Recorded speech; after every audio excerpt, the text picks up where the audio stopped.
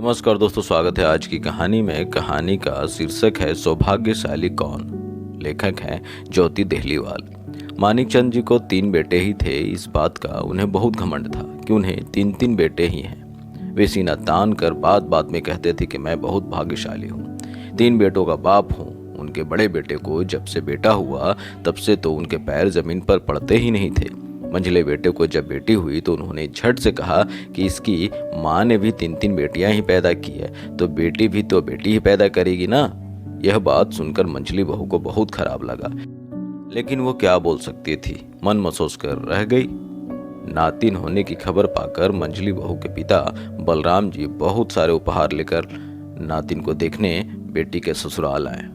बलराम जी ने जब समधी समधन का झुककर अभिवादन किया तो मानिकचंद जी का पोता सात्विक पूछने लगा, दादाजी, नाना जी तो उम्र में आपसे बड़े हैं ना, तो फिर उन्होंने आपको झुककर अभिवादन क्यों किया? हम लड़के वाले हैं, लड़के वालों का ओहदा हमेशा ऊंचा ही रहता है।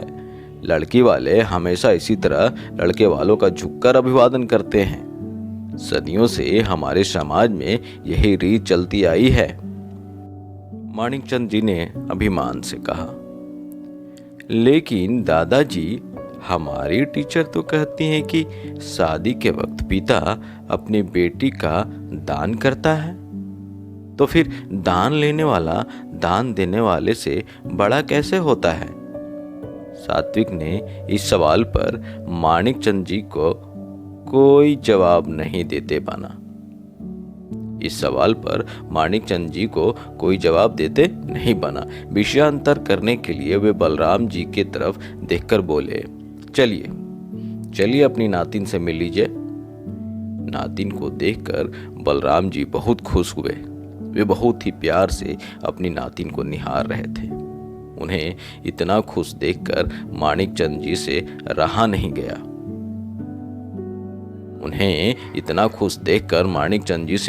गया।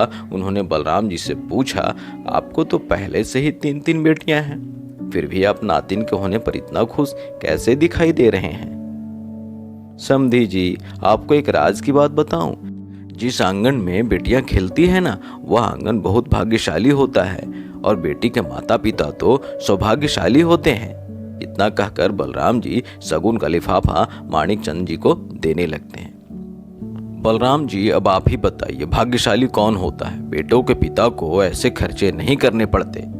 समधी की बात सुन बलराम जी मन ही मन बुदबुदाए, आप निश्चित ही भाग्यशाली हैं, मगर सौभाग्यशाली तो मैं ही हूँ, क्योंकि मेरा हाथ सदैव आपके हाथ के ऊपर ही रहता है। तो दोस्तों, कहानी अच्छी लगी तो वीडियो को शेयर और लाइक जरूर कर दीजिएगा। बहुत बहुत धन्यवाद।